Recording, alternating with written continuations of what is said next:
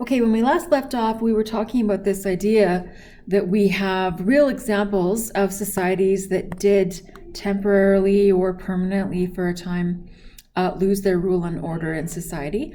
We had talked about a few examples that we were able to come up off the, just off the cuff kind of thing. 9/11 downtown took a while to recover and get organized and services back to there. We had brought up the Boston bomber, things like that. We brought up Puerto Rico in 2018, so a few years ago, where they also lost electricity. They had no generators. All of their roads were destroyed. It was difficult even to receive help and aid and things like that. And so kind of to help you get a sense of that, I've got the pictures here to look at. This is New Orleans when Katrina happened, and you can see like vehicles were underwater, basements were flooded. There were no services, and there wasn't really, it took a long time for help to come for those people at that time. And New Orleans has just recently, again, been the subject to some pretty significant natural disasters. Puerto Rico, there's the picture there, like just the whole, crumbling of buildings, roads not being passable, all of that kind of stuff. And the difficulty there is that if there's still residue from the last natural disaster, you end up just with an accumulation of debris that just can't be removed on these smaller islands and things like that. Thailand is one that I'd brought up before. This one in particular, it happened the day after Christmas, 2004. 14 different countries were affected by that, and over 227,000 people died or were not recovered when that particular one happened. And you can see that it just completely wiped out, the territory there. Another one here is Haiti, and we've got the 2010, but there could be additional years after that, because Haiti is a country, because of its direction, the facing of it on the island that it is, it continues to get hit over and over and over from tsunamis, from floods, from earthquakes, and it is such an impoverished country. There's not many resources there that they can gain any wealth from or do trade. And so it again is a country that's just constantly struggling to get back over from its natural disasters. And then the most recent pictures here from the Taliban takeover of Afghanistan just recently, within the last 3 weeks or so. It happened in 2010, and it's happening again now 10 years later in 2021. And you can see the desperation of these people that are trying to get out of Kabul when some American planes showed up that were going to collect a bunch of people and take them out of there to different locations.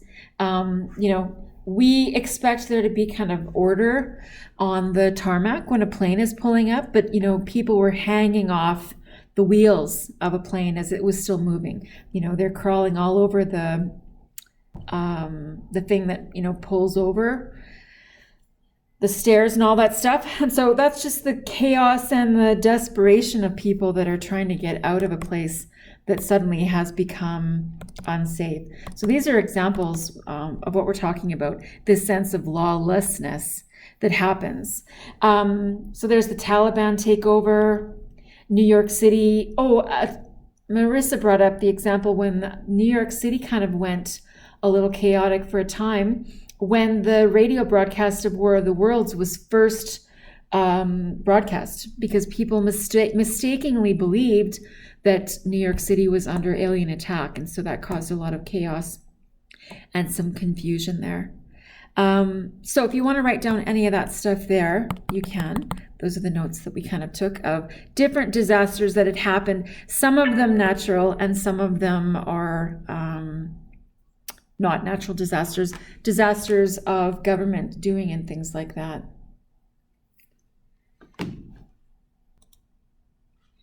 So once you've got a kind of sense of what types of disasters can happen, and what it looks like when you fall into that chaos, desperation in a society. Like we said, it can be temporary, like some riots that we've had, or it can be something that takes longer to overcome, like from the natural disaster. I had a video clip to show you from a television show. We had said there are all sorts of like zombie movies or films, television shows that show the difficulty in overcoming when your society does lose that kind of structure, that organization, and that sense of law and order. And so this is a television show. It's actually a movie. It's called Blindness. I think it's written down over here, yeah.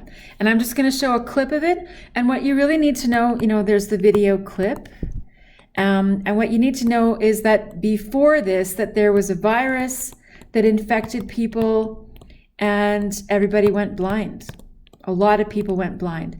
And as soon as anybody was symptomatic, they were kind of collected without any say in the matter and taken to warehouses or like locations that had chain link or razor blade fences around them to really, in an effort to contain the virus. And so this whole story is taking place within one of those kinds of warehouses, Ward 3. Julianne Moore is the female actress in this, and her husband is played by Mark Ruffalo, so actors that you should be familiar with. The only thing that's interesting in this story is that she was unaffected by the virus, whereas everybody else that's in this Ward 3 with her, they are all blind because of the virus. She could have stayed out of it, but chose to enter the quarantine or isolation area so that she could be with her husband and kind of help him through that. So she can see and nobody else can. So that's an important element to remember or know in advance. And in the video clip, essentially it's when food starts showing up. And, when resources are very scarce, people will sometimes do what they think is necessary to take control of some of those resources. And especially if there's no other order, policing or anything like that that's happening in this ward, they're able to do that and take things by force and by violence. And so that's what this clip is about. So that's my setup, and we'll play the clip for you.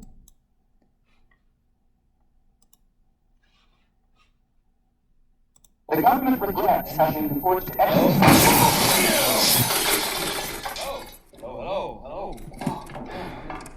Hello. Hey, hello. Attention.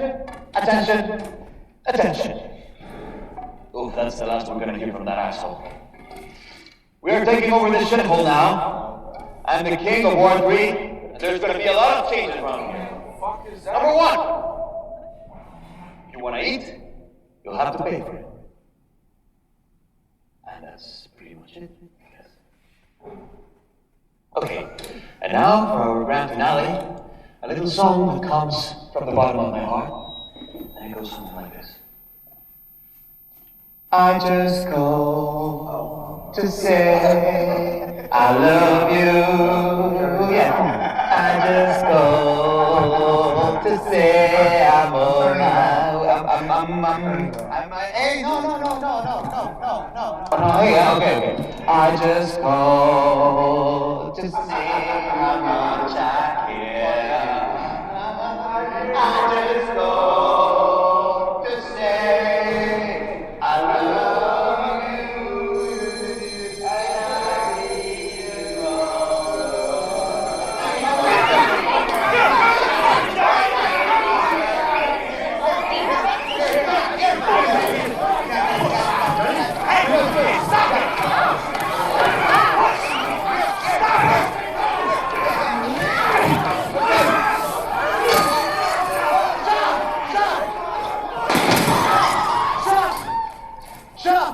need you shooting straight until somebody gets hit.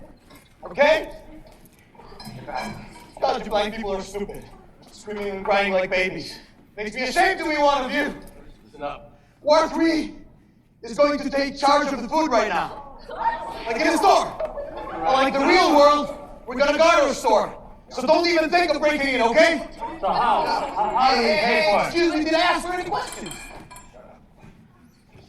He means explain your rules. What do you want us to do? You want us to come one at a time or all together? What do you want? Okay. I'll tell you what. We're gonna pile up the food, and we'll let you know the rules later, okay? Now go back to your warrants and get your money ready, okay? You know we don't have any money. Well, then whatever you got, lady. I'll shoot her right now, and then one less mouth to feed. If I had eyes, she'd be dead already. I tell you. Now, jewelry, lady. For example, watches, electronic shit, anything to do with my life. Excuse me? Yes. How much is it for a meal? Well, man, it's, I don't know, you know? Just get your stuff together, and we'll let you know what you deserve, okay? Now, hey, and by the way, don't hide anything, all right? Understood? Go. Oh, lady, I'll never forget you, boys. And I won't forget your face.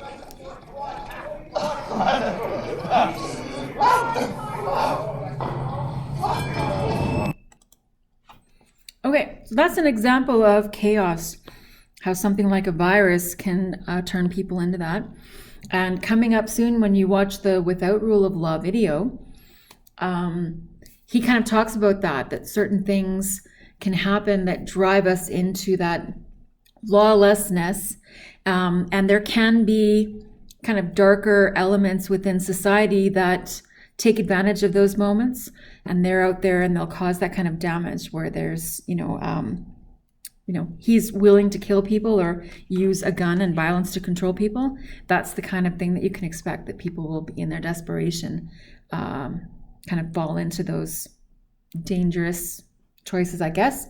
Some of the questions that we responded to after we had watched that film, we asked, what qualities determine whether people of that circumstance or society will have power or not? So we said, he had a gun. He was the power, authority, and the threat. Whether somebody had sight or not, she had sight, so she was able to manipulate situations a little bit, protect herself. It restricted some. Her husband was blind, but having sight enabled others. So she had sight, and therefore she had some power.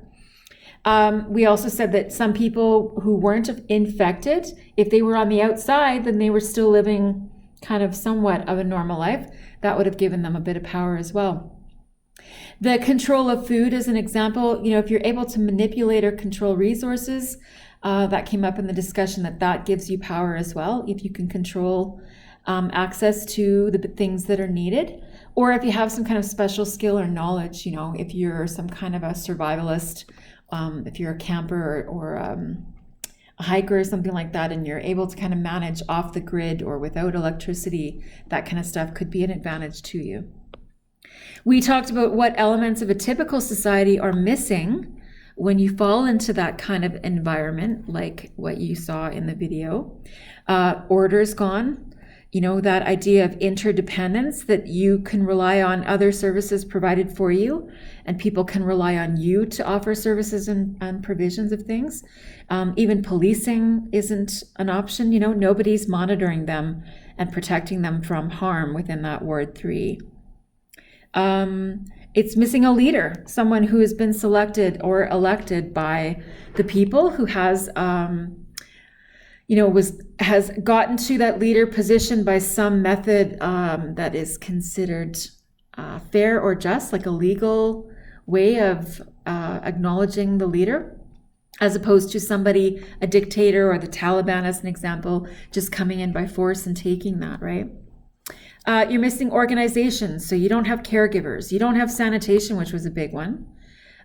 If the power goes out and people aren't fulfilling their roles, the normal order and function of things in society, plumbing's not going to happen, water's not running, the water treatment plants aren't necessarily running, and so you don't have healthy water that's coming out of the taps, if it's coming at all. So that was a big question about, what were people going to do in our pandemic here with COVID? What were they going to do if they ran out of toilet paper? And people were even talking about, well, you can use washcloths. You can actually clean yourself, which doesn't sound very pleasant, but in a desperate situation, I guess, would be an ultimate option. In this video here, because people couldn't see, they couldn't even manage coming and going to bathrooms and things like that. And it devolved into people just peeing and urinating in the stairwell or in hallways and things like that. So it was in really bad shape, a bad situation. You don't have plumbers, you don't have refrigeration technicians. So when things stop working, that's it, they're gone, right? And the necessities of life, you don't have them provided for, right? You know, if food supply is necessary when you are living without rule of law, like in that kind of chaos or these types of environments, you know, there is no reliable supply chain to the things that you need that provide you life. And so it can be a very dangerous situation.